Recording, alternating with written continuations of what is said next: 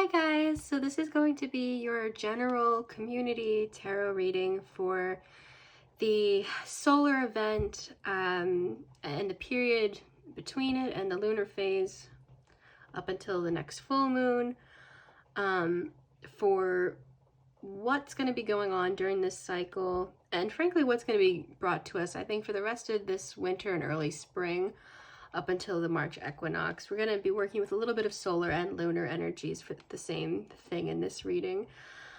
So the day of the energies that I'm working with is the period between when the new moon entered Pisces up until the 15 degrees Aquarius, which is when I consider Brigid's day, or what some call Imbolc, the midpoint between the winter solstice and the spring equinox. So with that being said, I'm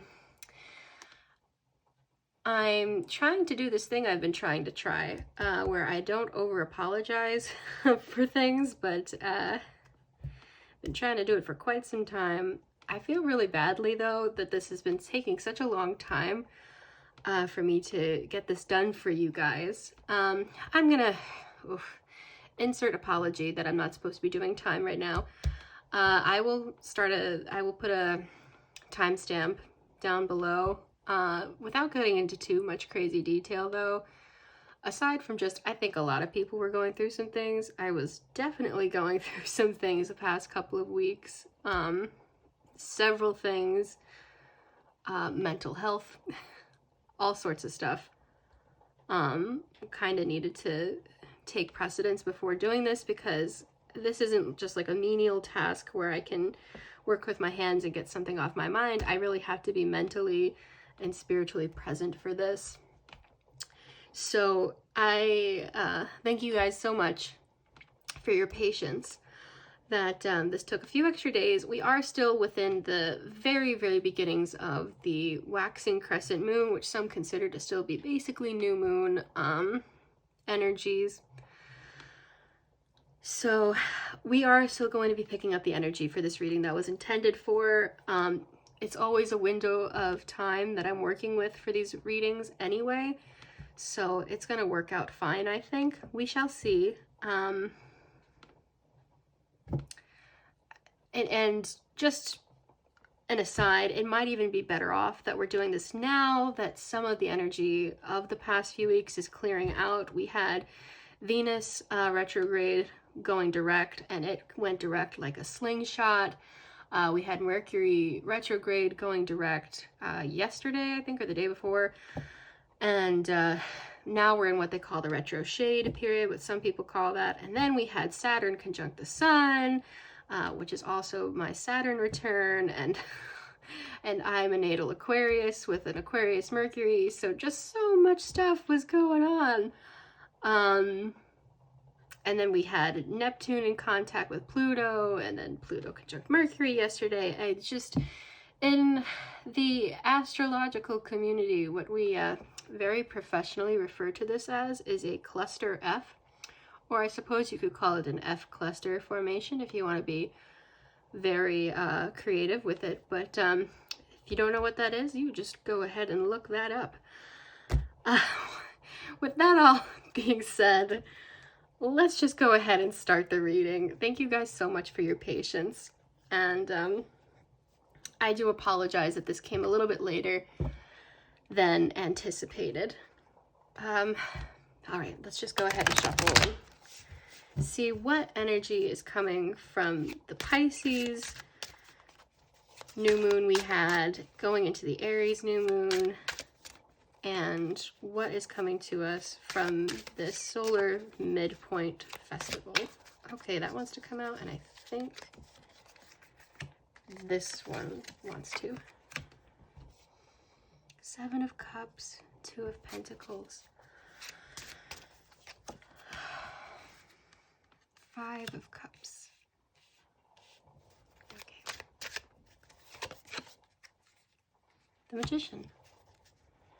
And the Two of Cups on the back. Oh, that's lovely. I don't think that's within the range, but I'll let you take a look at that. And that's the back of the deck energy, and I will put that here. So let's just go ahead and start with the tarot portion then. We have the Seven of Cups, the Two of Pentacles, the Five of Cups, and the Magician and the Two of Cups, which I think is really lovely. So basically what I'm seeing here is confusion, lack of clarity, caught between wishful thinking and anxiety. She kind of looks around like confused. Oh, what way do I go? What's in these cups? Like the whole bunch of things are being kind of offered up to her by these like anthropomorphic branches, and it's like she doesn't know what way is the right way to go. I think it's interesting we have like a sly coyote type of energy behind her, and a bunch of birds that almost look like they're gaggling and talking to each other. And like just a bunch of clouds near her head. I'm definitely, and then we have like another dog energy kind of looking like, ooh, what's going on here? With the two dogs, there is like that possibility of loyalty, but it does look like this one's kind of looking at her sideways, and this one's kind of looking up at her a bit scared. It's like the two dogs are just as, you know, in much of a fog as she is. I'm really seeing this as like a lot of confusion, mental fogginess. This is supposed to be a we reading and not a me reading. I don't know if this is something that applies for a whole bunch of you too, since this is for the community. Maybe it especially applies for me because of the Mercury retrograde being in Aquarius, but you know, and I think these are like dried willow branches here, and willow is all about the emotions as well, like deep rooted emotions, as the willow, its roots suck water from deep beneath the ground and deep within like a not moving pond. Usually it's like by a pond or something.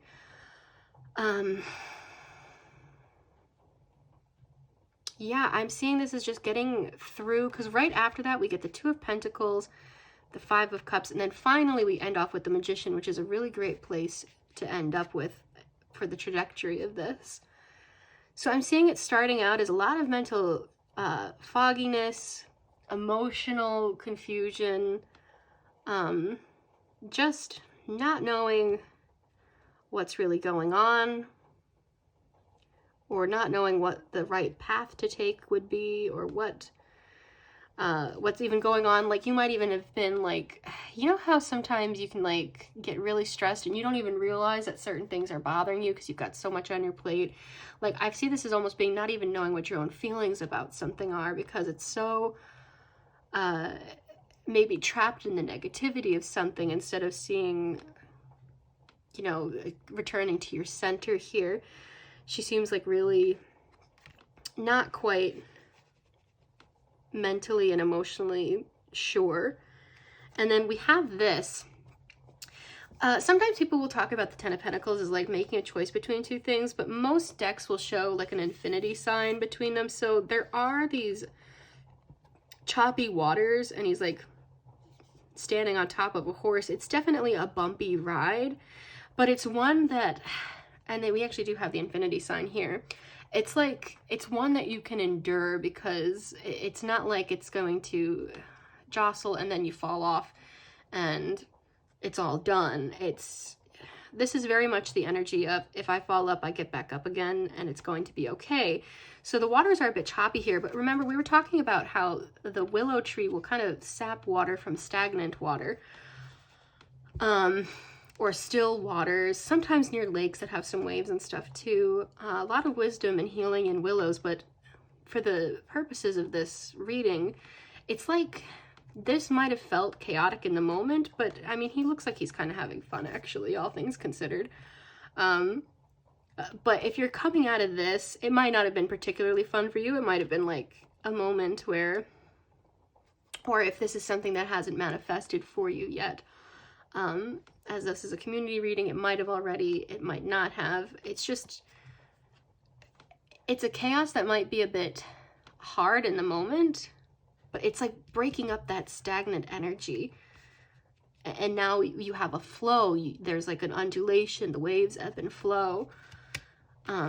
Even the trees in the background look more lively, have more color, have more leaves on them than the stems here. It's really kind of bringing some light and life back into something. It's a, you know, maybe if this chaos is a bit scary or confusing in the moment, it leads to something kind of more like breaking you out of not feeling very fulfilled or content in your life, bringing more life to your life. Not just surviving, but living. And then we've got the Five of Cups, which usually shows, and it does here too, we have like that dog energy again. It's this dog that was like watching after her. Now it's like trying to get her attention, like with a sweet little orb and like a fish. She looks dejected. Because like, oh, here's the willows. They've grown even bigger. And she's got these two cups hovering right behind her on wings. Like, hey, there's still this blessing that you have. And she's focusing on the spilled over cups that happened from the chaos of this. And this little dog, fox, thingamabob is trying to get her attention here.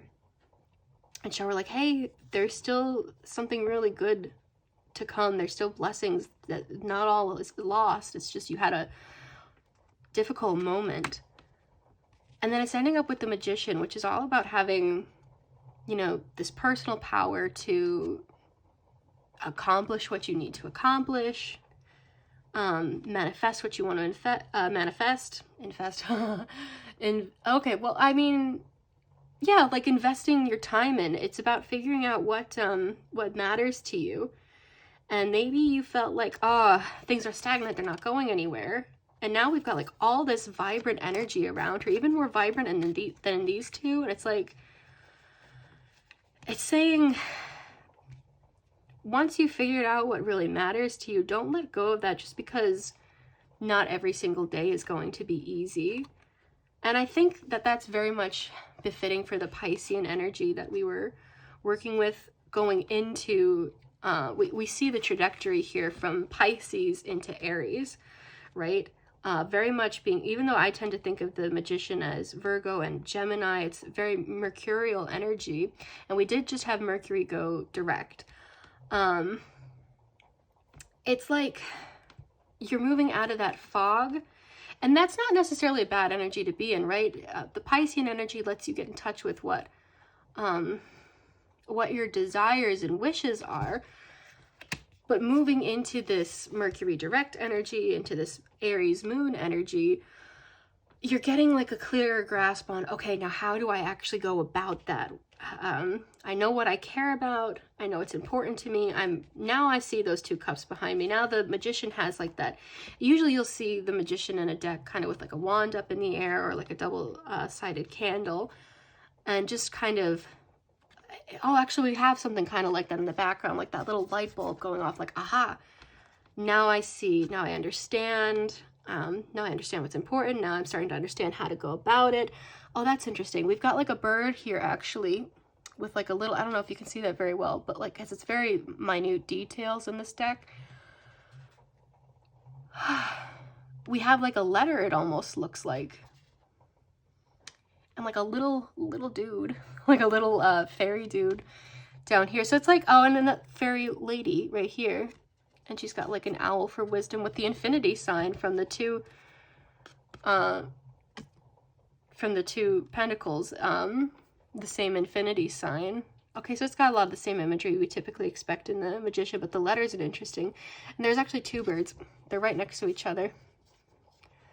Yeah, I see this about, and that could be like symbolic of the two cups, right? That she found right behind her, the two cups, the two little fairies, and like the owl of wisdom, and it's right next to like a lunar moth. So it's about realizing your dreams, but having the wisdom to understand what's important about them, and how to go about solving that. Yeah, that's interesting. There's like a lot of minute details in that. Could get too caught up in it perhaps. And then we have the Two of Cups, of course, on the back of the deck. So those are the two cups that were remained after everything was spilled over. We have a dragonfly, which is very much about finding your emotional freedom and joy, blessings and fortune, and then like a little bumblebee. So knowing what you need to work on here, and like a little jack-o'-lanterns on the bottom. We talked about how jack-o'-lanterns were about the guiding light and also for protection during Samhain back in November. And then we've got like a little cat and a little dog together. This is really sweet. I'm seeing like, because a dragonfly and a bee, cat and a dog, these sound like things that maybe aren't very similar, but it's like finding, I think it's about finding the underlying similarities, right? They're both animals that fly. They're both insects. These two are both mammals. It's about finding out, we've actually got dandelions and jack-o'-lanterns.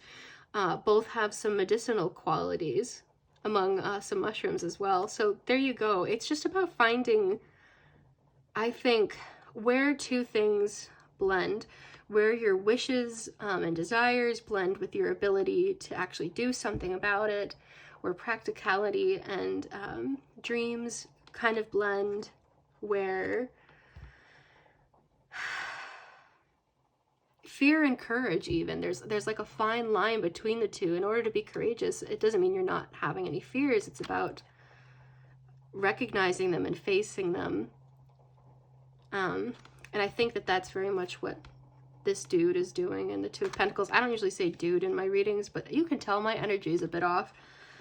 But I think I'm good enough right now after doing a lot of energy balancing to actually do the reading. I'm pleased with this. I like that, and that's very much about joy, contentment, abundance. It resonates with the Lovers and with the High Priestess. So that's about jumping into that fog and finding the answers within. It's about finding the answers within the unseen through your intuition and your gut.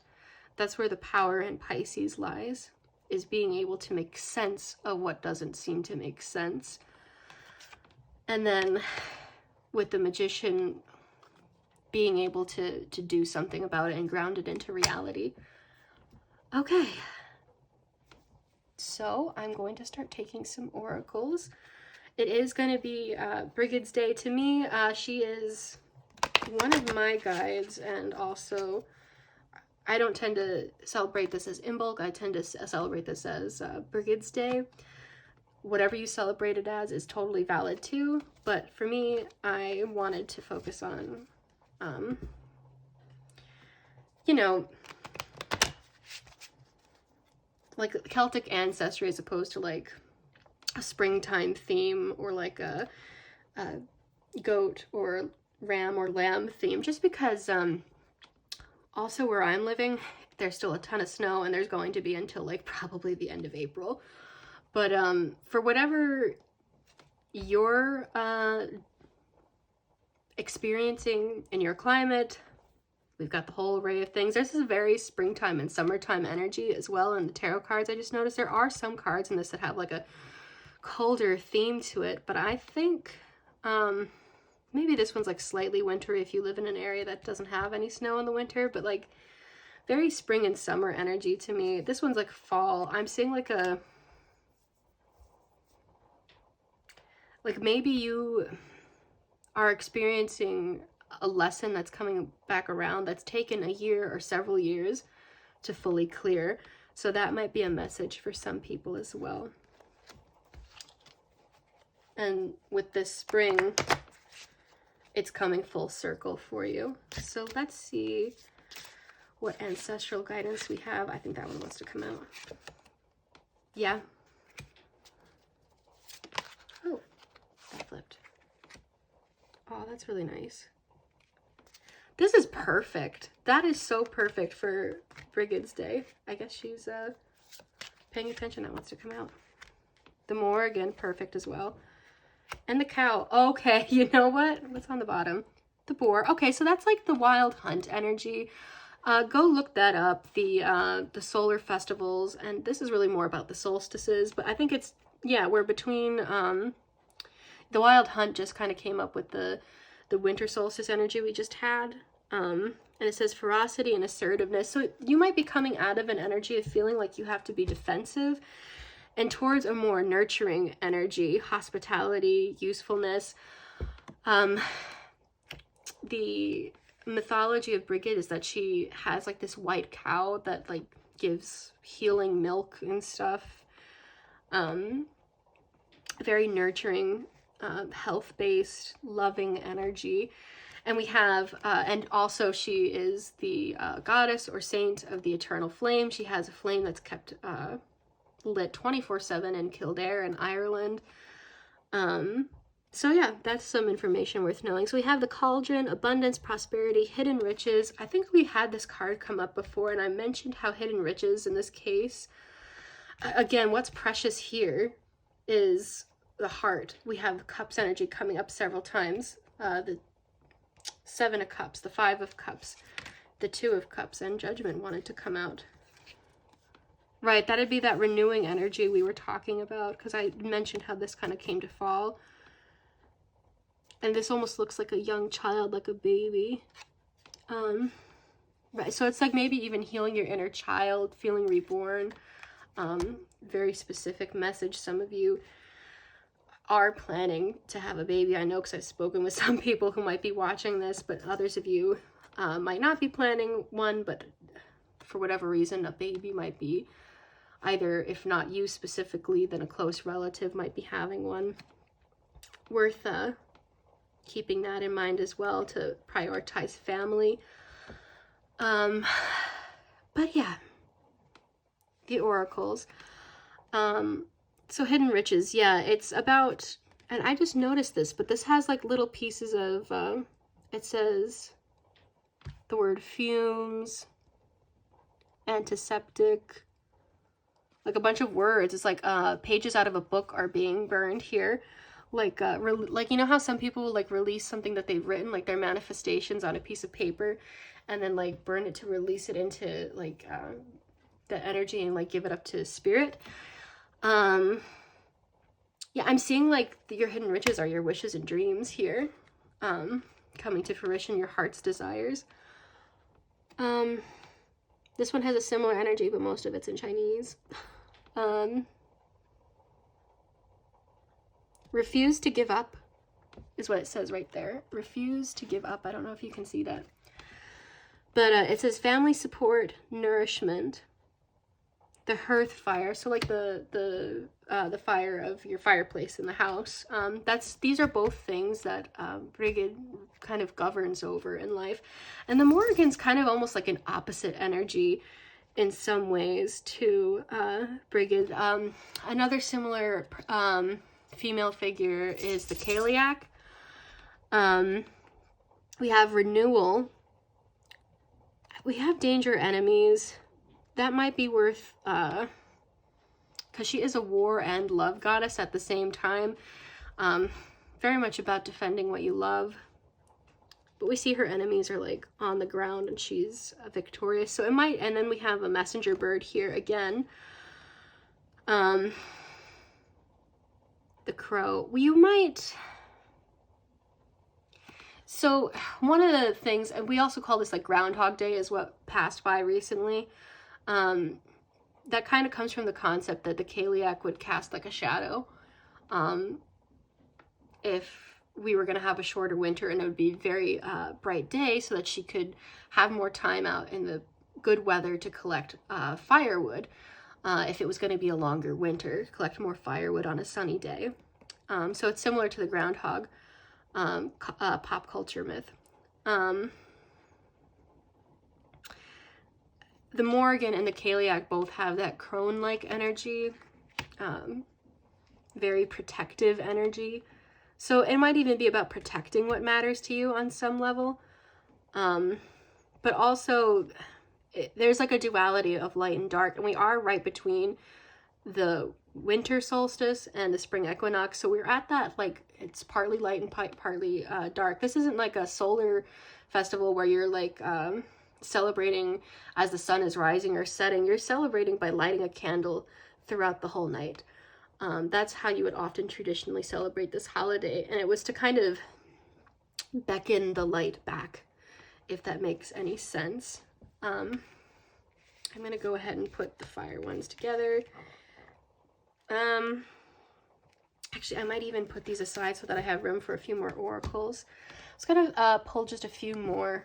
I was going to go ahead with the Olcam deck, which is kind of like, for lack of a better phrasing, without going into too much explanation, like Celtic runes. I will probably go over that more on the server if you're on that with me soon. Does that one come out? Huh, perfect. Yeah. Okay. Yeah, that's so interesting. Because we had that boar imagery for the Wild Hunt want to come out in that oracle deck. And then on the bottom we have Ash Transformation Action. Yeah, so that's just repeating. All of the cards on the back of the deck for the oracle seem to want to talk about transformation. And then we also had the Judgment card want to pop out underneath the Two of Cups here. That's kind of like a completion of a cycle as well. Yeah. So we've got Elm or Silver Fir, so delight and awe. Inspiration and wisdom from the Hazel. So that's interesting to me because the Salmon, and this is very Virgo, Mercury energy as well, just like the Magician. So Hazel, wisdom, inspiration, the story of the salmon swallowing the hazelnut and gaining wisdom, and more spots for the more, yeah, look up that mythology. Obligation and discipline, the Spindle. And Holly, challenge and justice. So this is a very wintry card. And obligation, discipline, spindle. So Brigid would have also been, sorry, we're coming out of Mercury retrograde, work with me. Give me, what am I trying to say? Just send me some positive energy, because I'm doing my best. Obligation, discipline, spindle. That's right, that's what I was trying to say. Brigid would have governed over spindling, weaving, crafts with textiles, even basket weaving to a point. If you've seen Brigid's cross, it's kind of like a related to basket weaving to some extent. And she also, there's both the saint and the goddess are known for what's called Brigid's mantle, which is basically like a large blanket that you bless with holy waters and some kind of smudging or something for, you give it to like the sick or those who are not feeling very well, or the elderly or a baby, to protect them and to bring them good health. And the spindling also is kind of attached at the same time to that spider-like energy and the Kaliak and the Morgan, which came out. So we're in that between light and dark type of energy. And the holly is very much that winter dark energy. Although it's also the returning of the light on the solstice as the days start to grow longer again. This is a very fall and spring type energy. And this is just a very summery energy. I find it interesting that we would go from summer to winter. So it's like, and you have like two children here that almost look kind of like twin sisters or something. Delight and awe. Yeah, I'm seeing like you gain wisdom through the experiences you have by following your spiritual nudges, the things that bring you delight, awe. This is about genuine, deep contentment, not necessarily like, oh, this is so delightful, I think that's very fun, I really enjoy this puzzle game. This is the delight and awe of something that deeply moves and inspires you. So like a song that's very meaningful to you because it connects to you on a deeper level, or a story, or going out and playing in nature and really connecting with creation. I see, and even this salmon seems to be like frolicking in the water a bit. It's very childlike innocence, youth, fun, in a free-hearted, free-spirited way. And then we go right from that youthful energy straight into this older energy of justice and discipline. Balance. Justice is very much a card of balance. And it's and this spindle almost looks like she could be, because it's got like a crystal attached to it. This is a drop spindle, not like a regular stick spindle. So the weight kind of spins it as it drops. But I see this, yeah, as like having two meanings. For one thing, it almost looks like a pendulum at the same time. So you could be finding answers through the divine, which is very much a more mature calling as opposed to just the internal guidance. And justice is a bit more of an external sense of divine justice, right? Karma even. But because it has this like immortal evergreen energy, I almost see this as like a karmic cycle completing.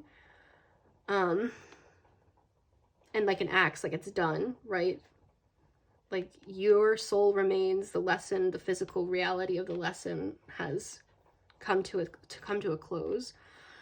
And the other meaning I get from this is gravity, right? So it's a drop spindle. So it's understanding the gravity of the situation. It's coming out right underneath the 5 of Cups. And then the Magician, we have the axe, like the important stuff remains, the lesson has been learned, right? So you can go on to manifest whatever it is you want to manifest. The woman here is dropping the spindle so that the thread can weave tighter together, and actually form something harder to break. So through this gravity, through this heaviness, you're actually coming out of it stronger, wiser. So and wisdom is right between that youthful delight and awe and that gravity and that wisdom from experiences and from guidance from the divine, from justice.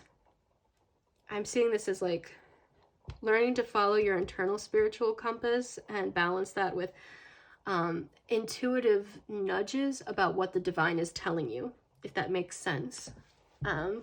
Without going on about that for too long, I'm going to go ahead with the Mother Mary oracle, just because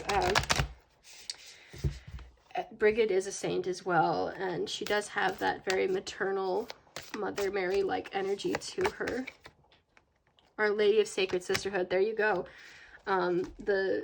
It's a sisterhood that tends to the fire that is constantly going in Kildare, and you have like an almost fiery type of coloration there, and 2 doves. That's really nice.